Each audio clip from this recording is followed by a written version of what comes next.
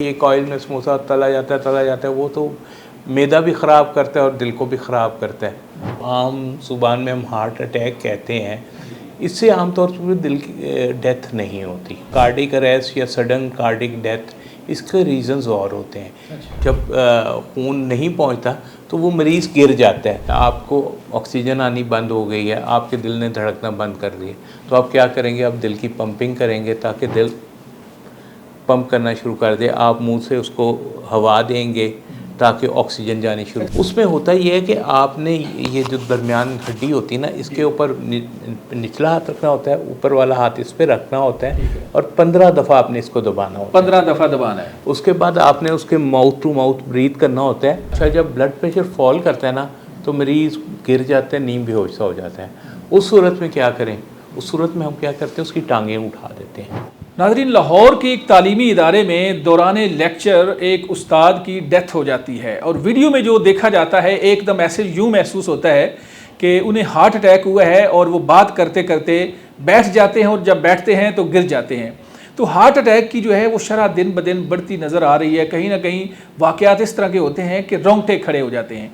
आज हम आए हैं डॉक्टर रियाज अहमद साहब के पास, उनसे पूछेंगे कि ये जो एक उस्ताद को हार्ट अटैक हुआ, ये हार्ट अटैक की कौन सी किस्म थी, हार्ट अटैक था, हार्ट अरेस्ट था या कौन सी किस्म थी, इससे बचा कैसे जा सकता है, और अगर किसी बंदे को इस तरह का मामला हो जाए तो जो पास लोग होते हैं उन पर क्या जिम्मेदारी आयद होती है, फौरी तौर पर उस चीज़ से कैसे उसको निकाला जा सकता है। अस्सलाम वालेकुम। वालेकुम सलाम। अच्छा डॉक्टर साहब, जैसे हमने जिक्र किया एक वीडियो का जिसमें एक उस्ताद जो है वो लेक्चर दे रहा है और लेक्चर के दौरान वो गिर पड़ता है, तो बताएं कि इस तरह के जो वाक़यात हो रहे हैं, ख़ास तौर पर मैं अभी आपको वीडियो दिखाना चाहूँगा कि चेक करें कि ये जो वाक़या हुआ है इसमें हार्ट अटैक की ये कौन सी किस्म है।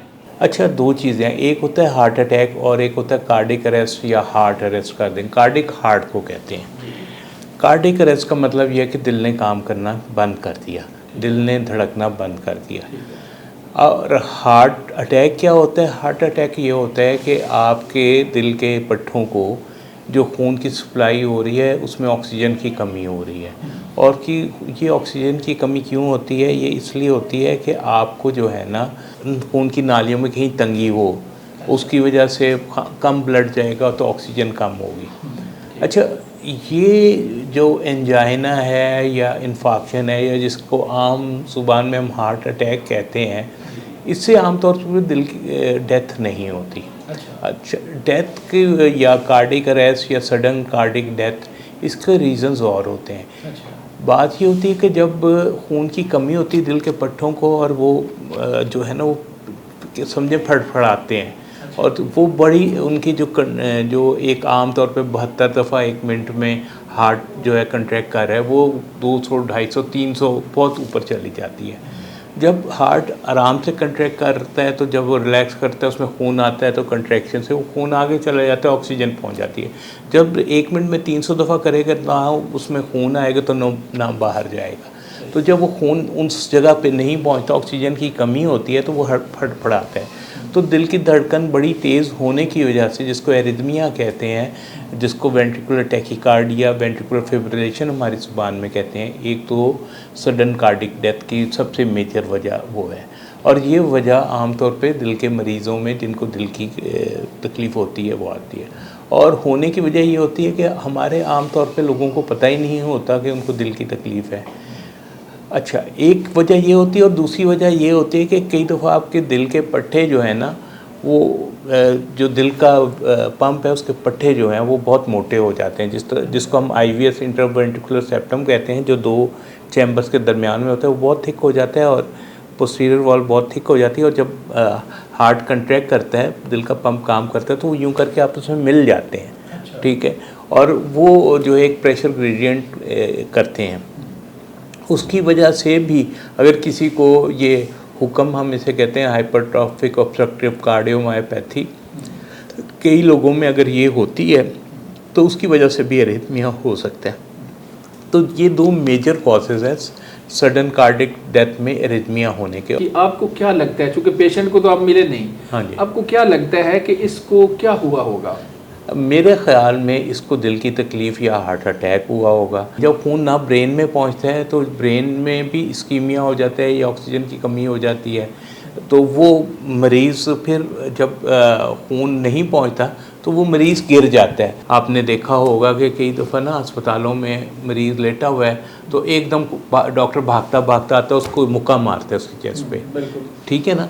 वो होता कि वो एरिथमिया होता है, धड़कन बहुत तेज़ हुई होती है, जितनी देर में वो डिफिब्रिलेटर आना है और उसने उसको करना है, डिफिब्रिलेट करना है, उससे पहले एक मुक्का मार के अगर हमने डिफिब्रिलेट उसको 150 या 300 जाउल्स पे कर रहे हैं तो ये मुक्के में तकरीबन 50 जाउल्स की पावर होती है।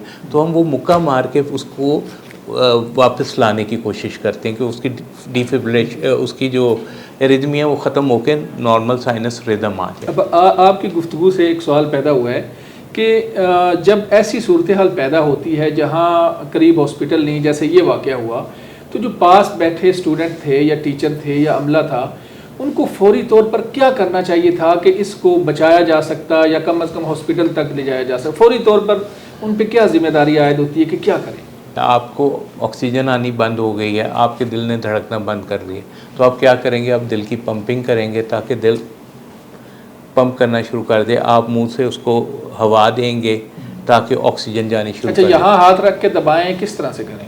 उसमें होता ये है कि आपने ये जो दरमियान हड्डी होती है ना, इसके ऊपर निचला हाथ रखना होता है, ऊपर वाला हाथ इस पर रखना होता है और 15 दफ़ा आपने इसको दबाना होता है। 15 दफ़ा दबाना है। उसके बाद आपने उसके माउथ टू माउथ ब्रीथ करना होता है। वो एयरवे एक डाल देते हैं, बंद ना हो, वो इस तरह करके एक एयरवे होता है। और उसके ऊपर वहाँ बाहर तो एक उन्होंने दिया होता है, हर एक की जेब में होता है कि आप करके उसके अंदर फूंक मारते हैं जो उसके लंग्स में जाती है, ठीक है ना।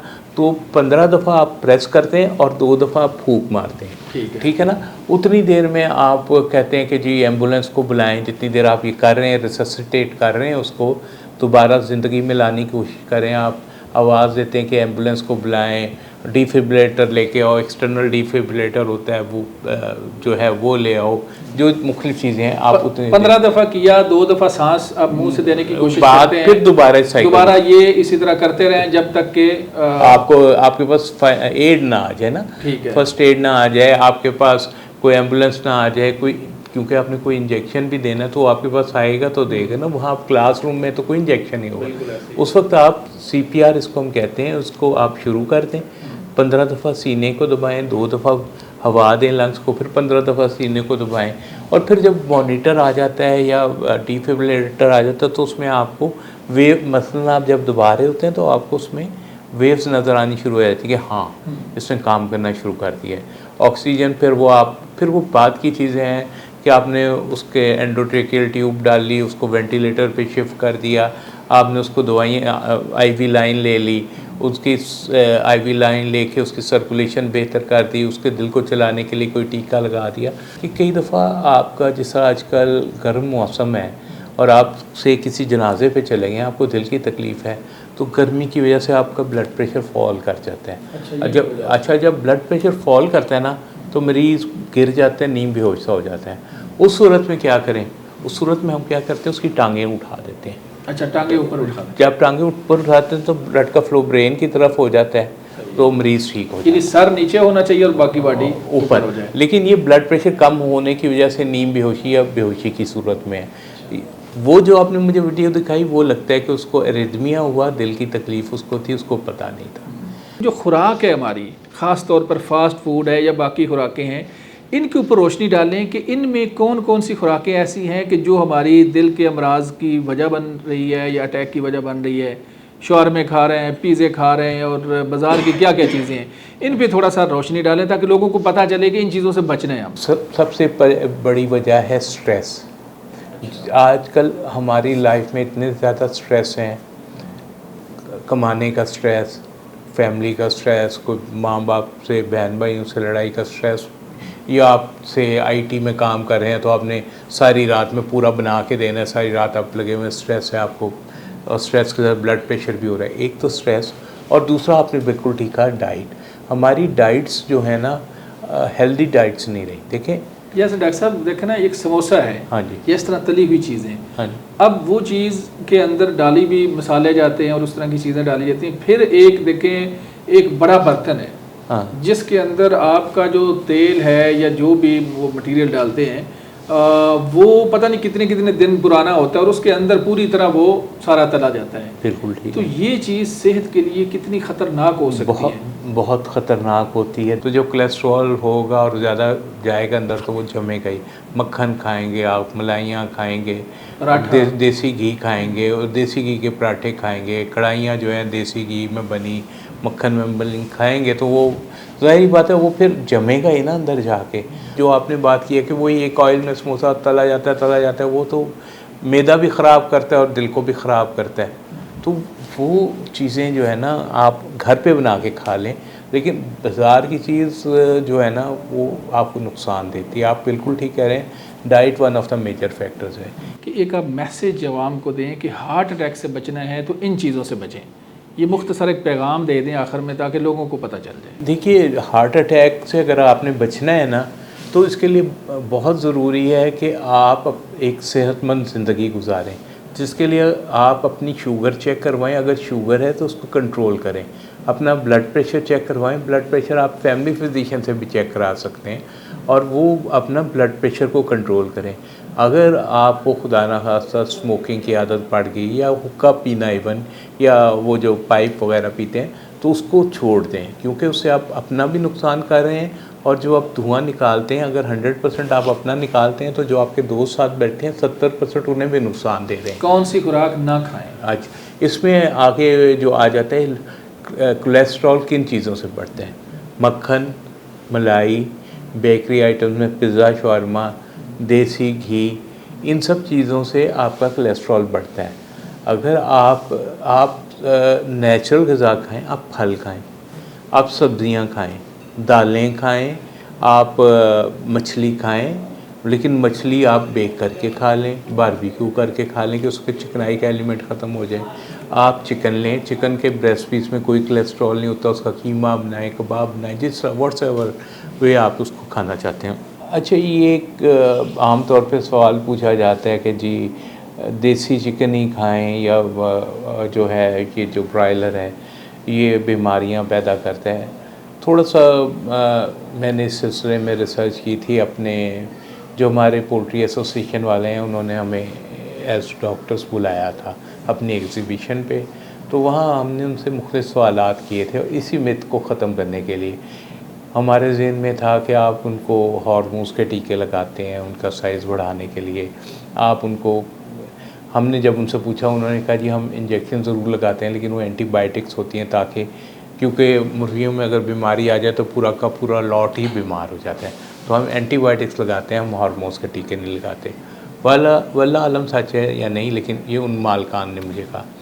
उसके अलावा हमने उनसे बात की कि इनका वेट क्यों इतना ज़्यादा हो जाता है। अच्छा, वो उन्होंने कहा कि ये हमने कोई एक दिन में नहीं किया, पिछले 30 साल में ये सिलेक्शन और उनकी फिर मेटिंग के साथ सिलेक्ट किए, सबसे अच्छी हेल्दी उनको मेट किया, अगली में उस सबसे अच्छी, और करते करते हम इस लेवल पर इसको लाए हैं। देखिए, मेरे ख़्याल में तो अच्छा इसमें कई चीज़ें ये भी थी कि हम लोगों ये रिसर्च भी हो रही थी कि फ़ीमेल जो हैं या बच्चे जो हैं जब वो ज़्यादा ये बर्गर्स वगैरह खाते हैं या तो उनके फ्रैक्चर्स जल्दी होते हैं। फिर इस चीज़ पे भी रिसर्च होती रही कि फ़ीमेल में जो वो खाती हैं तो जल्दी वो बालिग हो जाती हैं, लेकिन ये चीज़ अभी रिसर्च की स्टेज पे है। अभी कह देना कि हाँ जी हो जाता है तो ये मेरे ख़्याल में मुनासिब नहीं है। जब इस पर रिसर्च कंप्लीट हो जाएगी और वाकई हुआ तो फिर ठीक है, फिर हो जाता है। रिसर्च के बगैर कुछ भी कहना ना मेरे ख्याल में मुनासिब नहीं है। चलें मेरा ख्याल है बहुत शुक्रिया, आपने इस तरफ भी रहनुमाई फरमा दी। चूँकि टाइम हम इजाज़त लेंगे अब आपसे।